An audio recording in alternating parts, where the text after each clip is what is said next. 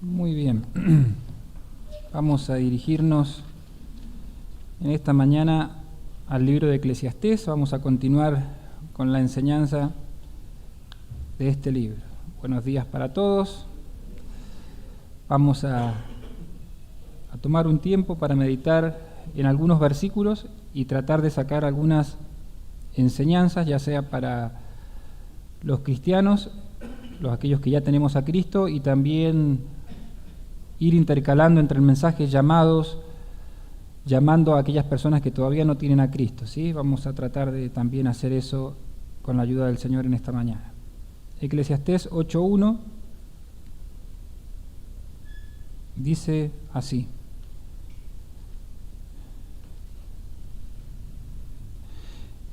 ¿Quién como el sabio y quién como el que sabe la declaración de las cosas? La sabiduría del hombre ilumina su rostro, y la tosquedad de su semblante se mudará. Te aconsejo que guardes el mandamiento del rey y la palabra del juramento. No te apresures a irte de su presencia, ni en cosa mala persistas, porque el rey hará todo lo que quiere, pues la palabra del rey es con potestad, con poder. ¿Y quién le dirá qué haces? El que guarda el mandamiento no experimentará el mal, y el corazón del sabio discierne el tiempo y el juicio. Porque para todo lo que quieres hay tiempo y juicio, porque el mal del hombre es grande sobre él, pues no sabe lo que ha de ser, y el cuándo haya de ser, y quién se lo enseñará. No hay hombre que tenga potestad sobre el espíritu para retener el espíritu, ni potestad sobre el día de la muerte, y no valen armas en tal guerra, ni la impiedad librará al que la posee. 9, el último. Todo esto he visto y he puesto mi corazón en todo lo que debajo del sol se hace.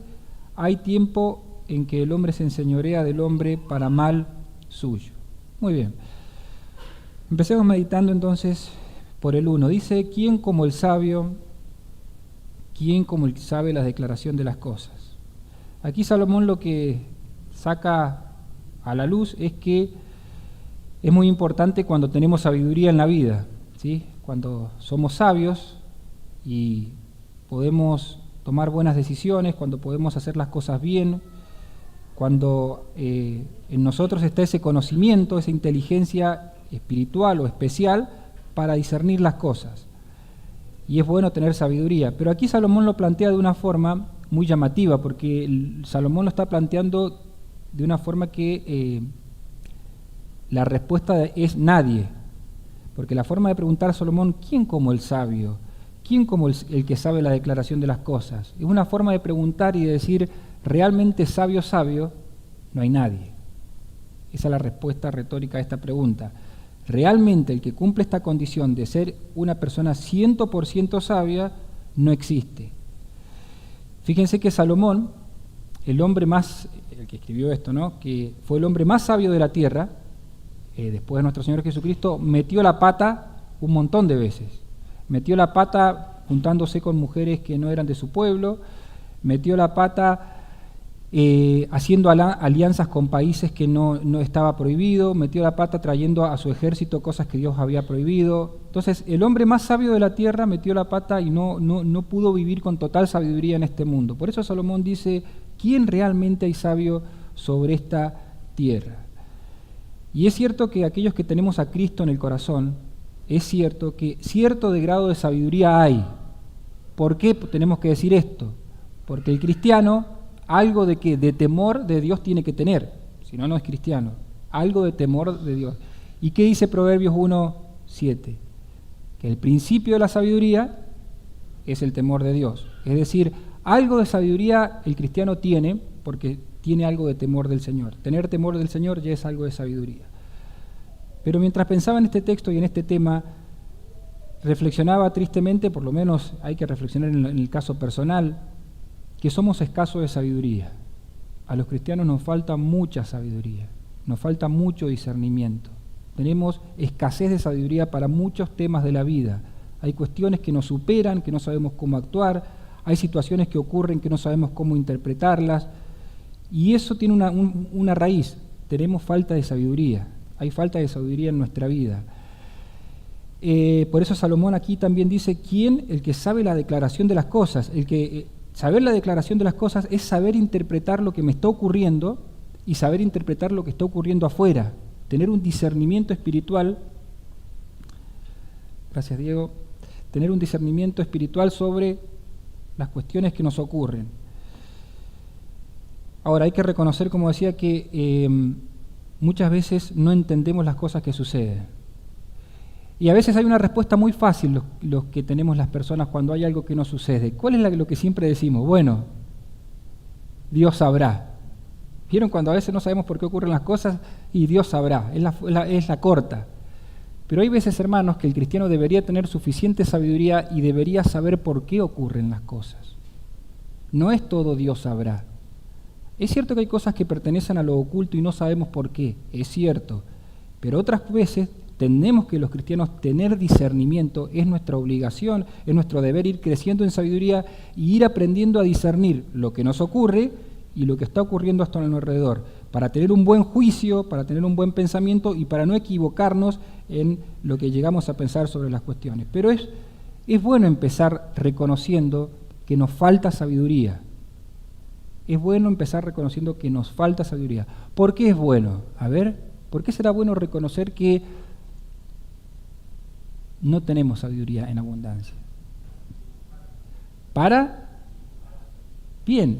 buscar. Bueno, pero ¿qué dice Santiago? A ver, ¿se acuerdan de Santiago? El que tiene falta de sabiduría, que le pida a Dios. Y creo que aquí entramos todos. Lo vamos a leer porque es muy lindo ese texto, Santiago 1:5. Porque una cosa es pedirle a Dios algo y uno dice, bueno, vaya a saber si Dios te lo concede, ¿no es cierto? Vaya a saber si Dios. Muchas veces pedimos cosas a Dios y no sabemos si están en la voluntad de Dios. No sabemos, ¿no es cierto? Pedimos cosas a Dios y hay que esperar. Pero este texto dice algo muy cierto. Dice, Santiago 1:5 creo que es. Dice, lo buscamos, acá lo tenemos. Si alguno de vosotros tiene falta de sabiduría, porque la verdad es que no sabemos cuestiones de la vida, vamos tomando a veces malas decisiones y por falta de sabiduría espiritual, por falta de discernimiento, dice, si reconocemos eso, pídale a Dios, oremos para que Dios me dé sabiduría. ¿Y qué dice que va a ser Dios? El cual da a todos abundantemente. Y aquí no hay condiciones. Si la persona va en humildad, va en sinceridad y Señor le dice, tengo falta de sabiduría para manejar muchas áreas de mi vida, si va con esa sinceridad, Dios le va a dar. Lamentablemente a veces creemos que no las sabemos todas. Una de las cosas del corazón humano es que cree que se la sabe toda. Por eso a Dios no va en busca de sabiduría. Pero este texto nos anima a pedirle. Dios va a dar sabiduría, nos va a dar en abundancia sabiduría. Por eso lo importante de ser sabio, lo importante de ir creciendo en sabiduría, porque aquí no es que llegamos a un tope, siempre vamos aumentando en nuestro nivel de discernimiento de las cosas y en lo que nos va ocurriendo. Pero también reflexionaba, antes de seguir al siguiente texto, a veces los cristianos, creo que con seguridad, sabemos el grueso del mandamiento, pero no sabemos la parte fina. Quiero que esto lo reflexionaba ayer. Sabemos el grueso, pero no tenemos sabiduría para la parte fina. Les voy a dar ejemplos. Sabemos que tenemos que venir a la iglesia, sabemos, lo podemos practicar, pero a veces nos falta sabiduría para conducirnos en la iglesia. No sabemos cómo conducirnos. Por eso Pablo le dice a Timoteo, para que sepas cómo debes conducirte en la casa del Dios viviente. A veces sabemos que hay que venir, venimos, pero falta sabiduría porque en la casa de Dios hay que saber cómo conducirse también en las cuestiones que tienen que ver con el Señor. Otra área, sabemos que hay que predicar el Evangelio, todos sabemos que hay que predicar el Evangelio, pero a veces falta sabiduría en cómo predicar el Evangelio. No sabemos cómo predicar, o pensamos que estamos predicando el Evangelio. Toda iglesia, todo grupo que se llame evangélico puede decir que predica el Evangelio y hay muchos que no predican el Evangelio. Falta sabiduría, muchas veces hay que reconocer, para saber cómo predicar el Evangelio. Realmente es importantísimo saber cómo predicar exactamente el Evangelio de Dios. De vuelta, sabemos la parte gruesa, pero tenemos que pedir sabiduría para la parte detallada, cómo hacerlo. Sabemos que tenemos que orar, pero a veces no sabemos cómo orar. No sabemos cómo pedir al Señor por nuestras cuestiones personales. Ojalá que el Señor nos ayude en ser sabios y en pedirle sabiduría al Señor en todas las áreas de la vida y crecer en sabiduría. Dice el versículo 2, volviendo a Eclesiastés, dice: te aconsejo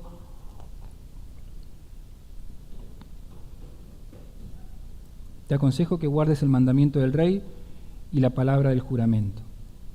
Bueno, aquí Salomón ya empieza a tocar un tema muy importante, que es el tema de la sujeción, porque cuando está hablando del rey ahí, está hablando de un rey civil, ¿sí? Primeramente habla de un rey civil. En ese tiempo, acuérdense que habían reyes que eran los que gobernaban, y Salomón dice, te aconsejo que te sujetes a la autoridad. Te aconsejo, dice Salomón, que seas sujeto a la autoridad.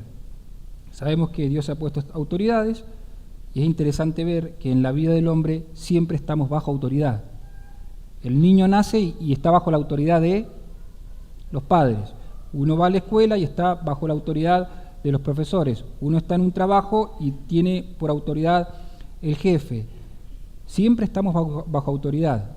Entonces es importante reconocer la autoridad. Salomón dice, te aconsejo que te sujetes a la autoridad. Ahora, recién dijimos que éramos personas falta de sabiduría, ¿sí? Ahora vamos a decir otra verdad. Nos cuesta sujetarnos a la autoridad. Por naturaleza, a todo hombre le cuesta sujetarse a las autoridades.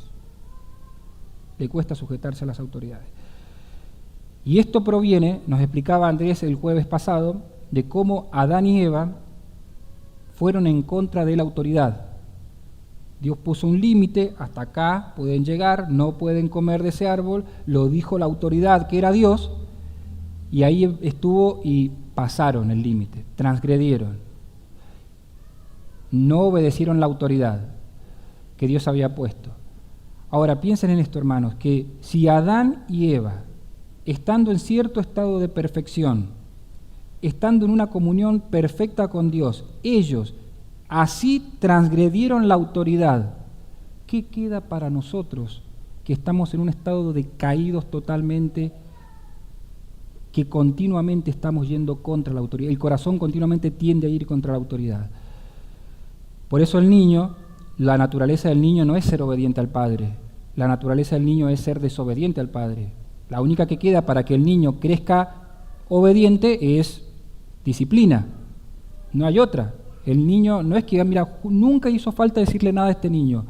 No, imposible. Para que una persona pueda crecer dentro de los lineamientos normales, tiene que haber mucha disciplina para que el niño crezca bien. ¿Pero por qué? Porque viene dentro nuestro el gen de ir contra la autoridad, de ir contra la autoridad. Eso lo heredamos de nuestros padres y esto está así. Y esto se puede aplicar en un montón de cosas de la vida, porque siempre que me pidan algo que está bien, que está acorde a mi gusto, que me siento bien, perfecto, obedezco a la autoridad. Pero cuando ya se me están pidiendo algo que no la veo, no sé, y ahí empezamos a resistir a la autoridad, ¿sí? Sean civiles o lo que sea, del padre, en un montón de cuestiones, esto normalmente es así. Y lo más grave, obviamente, es cuando el hombre, por naturaleza, resiste la autoridad de Dios. Cuando el hombre resiste la autoridad de Dios. Por eso dice Salomón, te aconsejo que guardes el mandamiento del rey. Aplicado acá, un consejo que da, por eso el apóstol Pablo continuamente, y el apóstol Pedro también, y en Hebreos también, dice, sujetaos a vuestros ancianos, ¿sí? Porque sabe que la naturaleza del hombre y aún de los miembros de una iglesia siempre muchas veces es a querer ir en contra, pero dice la Biblia, sujetaos a vuestros ancianos. Lo que no significa es que podamos tener entre los líderes de la iglesia y los hermanos un pensamiento diferente. Pueden haber opiniones diferentes sobre un montón de cosas, pensar diferentes sobre criterios, pero finalmente lo que la Biblia dice es sujetaos a vuestros ancianos. Dentro de la iglesia Dios ha puesto autoridades y el mandamiento siempre es a sujetarse a las autoridades, ¿sí? Y hay que tener mucho cuidado cuando uno quiere ir más allá de eso. Hay que tener mucho cuidado. Bueno, te aconsejo que guardes el mandamiento del rey. Dice el versículo 3, vamos a ir tocando algunas partes nomás. No te apresures a irte de su presencia, de la presencia del rey, ni en cosa mala persistas, es decir, no seas persistente en algo que la autoridad ha dicho que hagas así. Pero acá viene algo que me llamó la atención, porque él hará todo lo que quiere. Y aquí viene algo importante que hay que reconocer de la autoridad, que es, no voy a hablar tanto de la autoridad de la tierra, sino ahora estoy hablando de la autoridad de Dios. Dice que Dios hará todo lo que quiere. Y esto también es dificilísimo de que el hombre lo acepte. Reconocer a Dios y reconocer que Dios es soberano y Él hace todo lo que quiere en este mundo, nos cuesta muchísimo aceptarlos. Por eso decía, creo que Spurgeon, decía en un mensaje, de que los hombres, la humanidad completa, cuando ve a Dios en la casa de la misericordia, ¿me entienden? Cuando ve a Dios en la casa de la misericordia, la gente dice, qué bueno que es Dios, mirá cómo Dios da cosas buenas, qué bueno que es Dios, cómo bendice con cosas materiales. Cuando uno ve a Dios, decía Spurgeon, en la casa de la sanidad, por así decirlo, uno dice, qué bueno que es Dios, mirá cómo sana, mirá cómo hace milagros, qué bueno que es Dios, dice el hombre. Pero cuando uno contempla a Dios en el trono, ya la cosa cambia. Porque el trono es el lugar de la autoridad, el lugar de la soberanía. Y allí la gente, decía Spurgeon, no le gusta ver a Dios en el trono, resiste querer tener a un Dios que gobierne, porque la naturaleza humana es gobernarse a sí misma, pero el consejo de la Biblia es sujetarnos al gobierno de Job. Entonces, Dios hará todo lo que quiere, Dios hará todo lo que quiere. Ahora, qué difícil es aceptar esto en nuestra vida, que Dios haga lo que quiere en nuestra vida. Qué difícil es aceptarlo.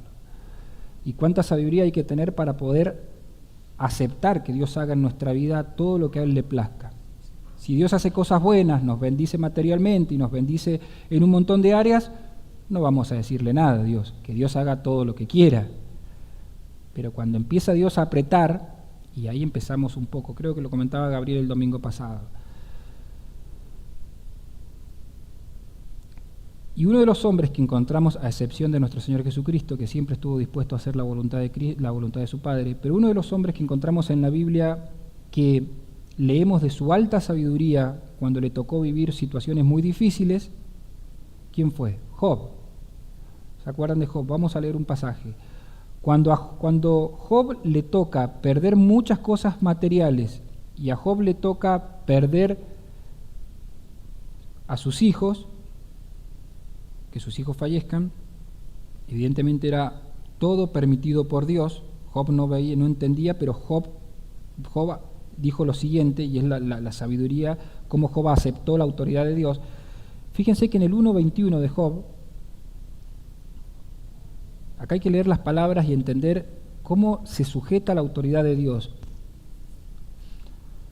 A ver si arrancamos bien.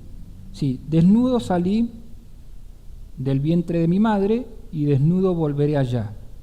Y acá está lo increíble de Job. Dios dio y Dios quitó. Hasta la primera parte siempre estamos de acuerdo. Dios dio, qué bendición. Pero más nos cuesta aceptar, Dios quitó. Sea el nombre de Jehová bendito. Job aceptó eso. Pero miren que el versículo siguiente, para que veamos que esto era de verdad, no eran palabras, dice la Escritura que en todo esto, ¿qué dice? No pecó. Es decir, lo que Job estaba haciendo realmente era de corazón. No pecó, ni atribuyó a Dios despropósito alguno. Que Dios haga lo que a Dios le parece bien. Ustedes saben de que después Job le viene otra prueba. ¿Qué le viene? La enfermedad. Y la enfermedad yo estoy seguro que es la más difícil de todas. La enfermedad es la prueba más complicada que el ser humano tiene. La enfermedad que se hace crónica, que se extiende en el tiempo. Cuando Job estaba sufriendo mucho en su cuerpo por causa de algo que Dios le había mandado, lo repito, algo que Dios le había mandado, ¿se acuerdan que la mujer de Job le dice, maldecía a Dios porque retenés tu integridad? Pero hasta ahí Job todavía venía bien. Dice el versículo 2:10, bueno, primero les hace una reprimenda a su mujer. Como suelen hablar cualquiera de las mujeres fatuas, has hablado. ¿Qué? ¿Recibiremos de Dios el bien y el mal no lo recibiremos? Y el mal no lo recibiremos. Y aclara la Escritura de vuelta, en todo esto no pecó Job con sus palabras. Job tenía claro un principio importante, que Dios hace lo que quiera. Vamos a tener que acelerar, hermanos, porque el tiempo avanza muy rápido. Dios tenía el principio claro, Dios hace lo que quiere. Ojalá que tengamos esa sabiduría en la vida. Dios hace lo que quiere, afuera y adentro de nuestra vida. Versículos 5 y 6 dice, el que guarda el mandamiento no experimentará el mal, y el corazón del sabio discierne el tiempo y el juicio.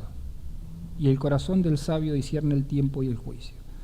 Y aquí me llamó la atención esa idea de que dice Salomón que el corazón del sabio tiene la capacidad de discernir el tiempo y el juicio. ¿Sí? Dice que una persona sabia puede distinguir tiempo habla de oportunidades y juicio habla de cómo conducirse. Una persona sabia sabe reconocer las oportunidades y sabe reconocer cómo tiene que conducirse. Y acá vamos de vuelta, trato de hilar todo con lo que venía trayendo. Somos personas que nos falta sabiduría, nos falta entender la sujeción, nos falta mucho a veces de entender por completo la sujeción. A veces nos cuesta aceptar lo que Dios hace en nuestra vida. Y acá lo planteo de que a veces nos cuesta reconocer los tiempos. Y aquí sí hablo a las personas inconversas. Muchas veces al inconverso le cuesta reconocer el tiempo de salvación sobre su vida.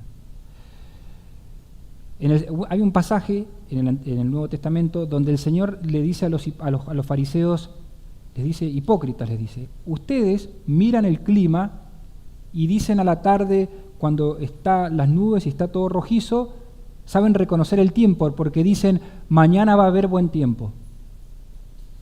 Cuando está el clima así, dicen, mañana va a haber buen tiempo. Y el Señor dice, ustedes saben reconocer eso.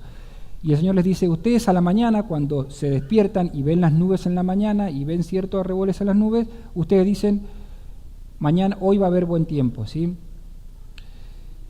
Y ahí nomás el Señor les aclara, saben reconocer los tiempos del clima, pero no saben reconocer las señales de los tiempos.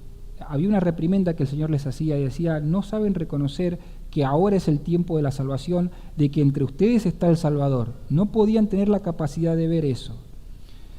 Y mientras pensaba en esto, cómo la gente en el mundo muchas veces no puede ver, no puede entender que es tiempo de salvación. No logra ver que es tiempo de salvación. Hay un pasaje en Lucas 19:14 que dice, Lucas 19:14, a ver, me equivoqué, dice, se los leo porque no puse mal la cita, dice, y te derribará a tierra y a tus hijos dentro de ti, y no dejarán en ti piedra sobre piedra. Está hablando sobre la destrucción de Jerusalén, ¿sí?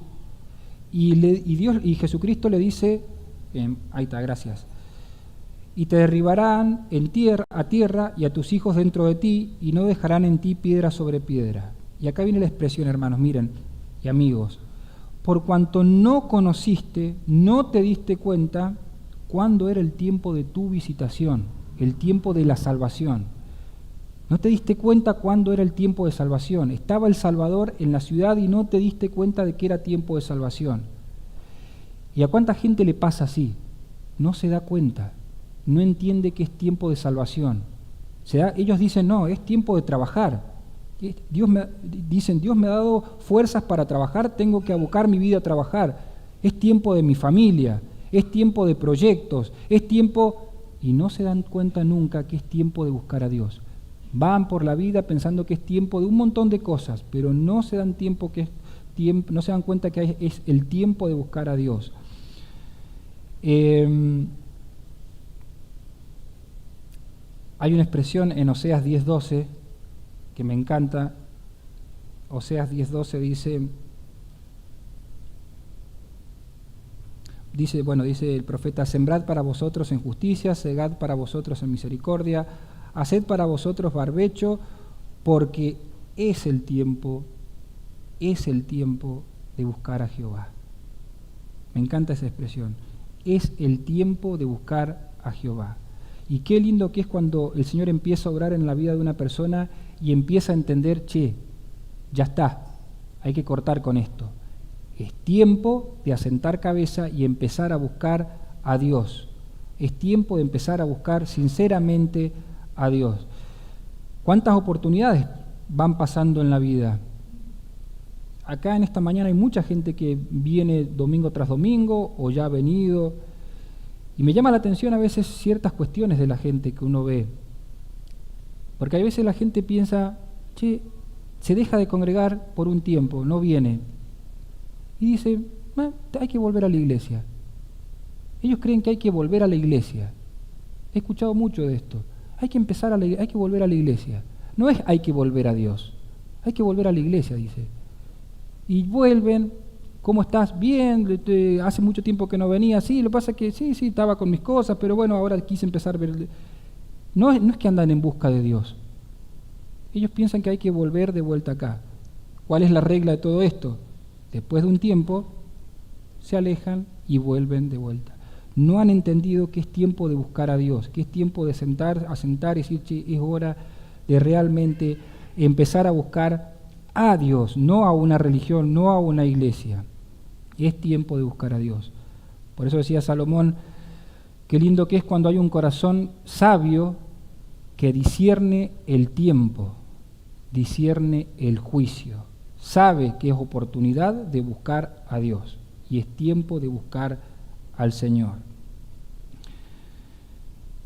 Ojalá que en esta mañana hayan personas que puedan reconocer esto, que han habido muchas oportunidades que uno no ha tomado en serio, pero que en esta mañana puedan decir, es tiempo de buscar a Dios. Versículo 8 dice, interesante ahora cómo Salomón dice lo siguiente: no hay hombre que tenga poder sobre el espíritu para retener el espíritu. No hay hombre que tenga poder sobre el día de la muerte para saber cuándo va a morir. No valen armas en tal guerra, ni la impiedad librará al que la posee. Es muy, muy importante este texto, porque primero hay que ver esto. Dice Salomón de que el hombre no tiene poder para retener el espíritu. Es una expresión que significa, llegado el tiempo de la muerte, el espíritu va a Dios. Pero antes de ir a la meditación del texto en sí, el hombre mientras está en vida tiene cierta libertad. ¿Tá? Usted con su cuerpo puede ir para donde quiere. Hoy vino a la iglesia porque quiso venir a la iglesia. Enseguida se va para allá, más tarde vaya a saber qué va a hacer. Usted a su cuerpo lo dirige para donde quiere. Hay cierta libertad. Usted puede hacer lo que quiere con su cuerpo. Lo mismo ocurre con su alma. Usted a su alma le dice, ocúpate de esto ahora. Y a su alma la guía, a su espíritu, ahora ocúpate de esto. Bueno, ahora busca a Dios. Bueno, ahora ocúpate de estas cosas del mundo. Tiene libertad, tiene poder cierto grado de poder para dirigir su cuerpo, para dirigir su alma y para dirigir, ser usted el capitán de su vida. Es cierto, es cierto. Usted tiene, hasta el día de su muerte puede hacer lo que quiere. No estamos en ningún país donde estemos esclavizados, puede hacer lo que quiere. Pero aquí Salomón dice, pero ojo, ojito dice, no hay hombre que, llegado el momento de la muerte, una vez que muera, pueda decirle a su espíritu, bueno, ahora quédate acá en la tierra. Cuando llega el momento de la muerte, hasta ahí se acabó su libertad. Hasta ahí llegó su libertad. Y si no quiso buscar a Dios en la tierra, tendrá que enfrentar las consecuencias. Por eso dice más adelante Salomón, en Eclesiastés 12:10, que una vez que el hombre muere y no puede retener su espíritu,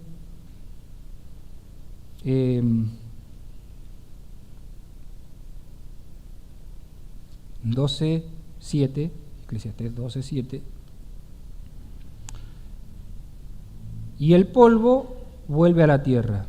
El hombre vuelve a la tierra como era. Pero dice Salomón, y el espíritu del hombre, ¿a quién vuelve? A Dios. A Dios. Y eso es una regla. No es que dice, bueno, yo acá en la tierra, mucha gente acá en la tierra no va a buscar a Dios. Gente que está acá está por compromiso y no va a buscar a Dios durante toda su vida. Y dice, lo voy a hacer porque así lo quiero hacer. Pero llegado el día de su muerte, usted no va a poder hacer más eso. Su espíritu irá a Dios. Ya no tendrá control de eso. Y dice la Escritura en Hebreos 9, en Hebreos, y está establecido que los hombres mueran una sola vez. Y después de esto, el juicio. Está establecido, amigos, que cuando moramos, estemos muertos, nuestro espíritu viaje a la presencia de Dios. No sabemos los tiempos porque eso es cuestión de la eternidad, pero será real que habrá un juicio y no habrá escapatoria de esas cuestiones. Por eso Salomón dice, no hay persona que tenga poder sobre el espíritu para retenerlo, y mucho menos dice sobre el día de la muerte.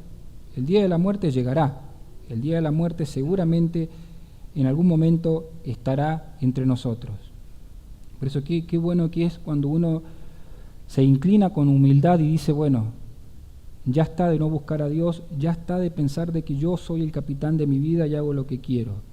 Es hora de empezar a buscar a Dios y darle las riendas a Dios. Y darle las riendas a Dios. Después dice la parte final, y en esto vamos terminando, dice que la impiedad no va a librar, una frase difícil dice que la vida impía que uno puede estar llevando no te va a librar de presentarte delante de Dios. Es decir, cuando habla de la impiedad, ¿qué significa impiedad? ¿Significa que es una persona mala, que está haciendo cosas malas todo el tiempo, que es un despreciable de la sociedad? No. El impío es aquel que ignora a Dios, simplemente lo ignora y vive su vida. Eso ya es ser impío. Acá viene lo que Salomón quiere decir. Una persona que ignora a Dios aquí en la vida, no se piense que no va a estar delante de Dios por haberlo ignorado acá. ¿Sí? Lo voy a leer lo voy a decir como lo puse en el apunte.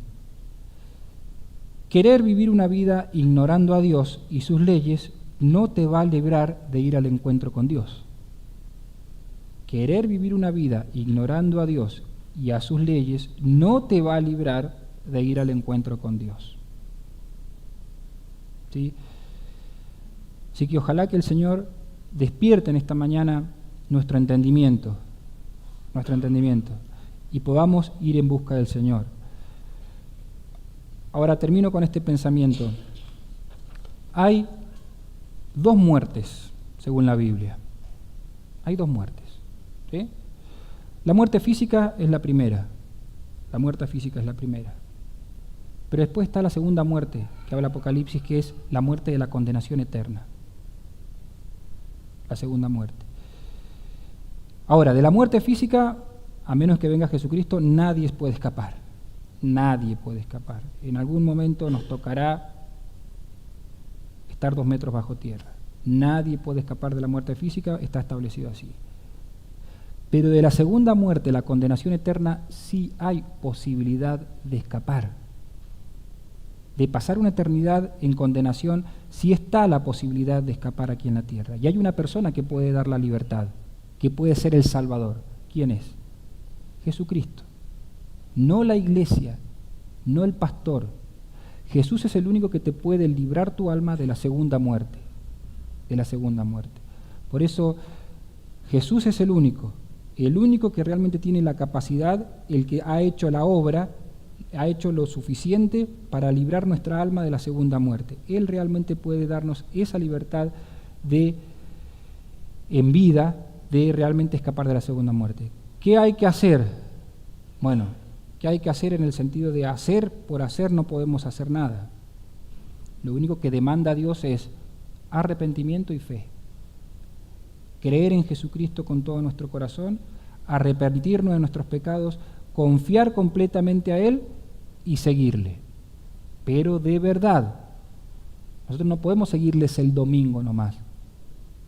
No podemos, soy un cristiano de domingo. Los domingos fiel, firme, pero de ahí hasta el otro no me ocupo del Señor.